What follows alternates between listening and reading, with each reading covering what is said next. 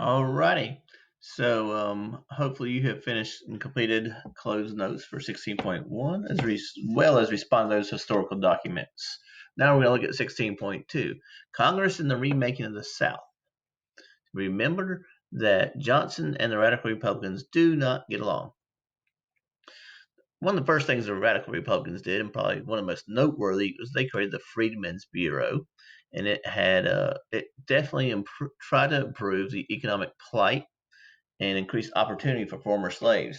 What you have to realize here is when the slaves were freed, you have a large population in the South that are uneducated, and they have only done a specific skilled labor, and it wasn't even a lot of times even a skilled labor. Some of them were skilled laborers, but very few were. They were doing menial labor, and they didn't have much opportunity.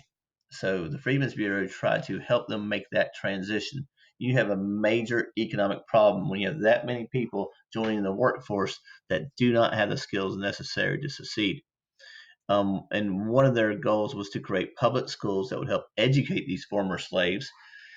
By doing so, they also indirectly empowered women who took many of the teaching jobs. These schools and some of these other programs, like feeding the former slaves, were met with resistance. We'll talk about that a little bit more in depth into the other skills or the other part of the unit. But many of these others claimed that there was no right of the government to engage in this form of political activism. And Johnson himself did not support the Freedmen's Bureau. In response to some of these reforms, the black codes developed. Terrible, terrible, terrible stuff here. They were intended to place limits on these opportunities and freedoms on Americans, deny them their civil liberties. The codes forced black Americans to work under conditions that were similar to slavery. They would have to do contracts. They could never really ever adequately get out of this contract.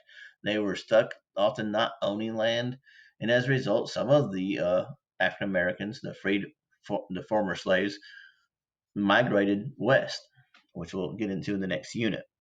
The Republicans responded to these black codes by pushing the Civil Rights Act of 1866, which tried to create citizenship for these former slaves, but as you can imagine, was met with much resistance. Johnson vetoed it. Congress overrode the veto. Then opponents declared the act unconstitutional.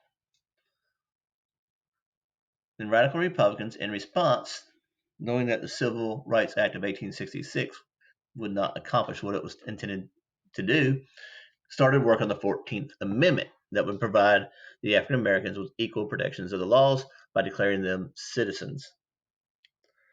President Johnson openly campaigned against the ratification of this amendment. So in 16.2, we look at two historical documents again.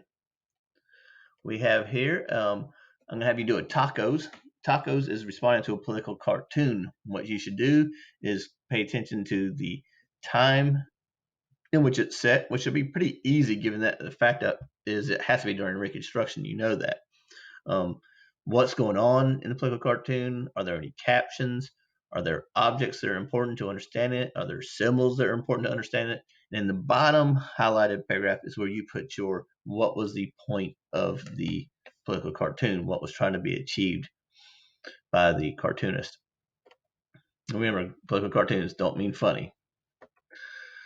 This one is from Frank Leslie's illustrated newspaper, and this is not even really a political cartoon so much as an illustration. So take a good look at it and think about some of the stuff we just discussed.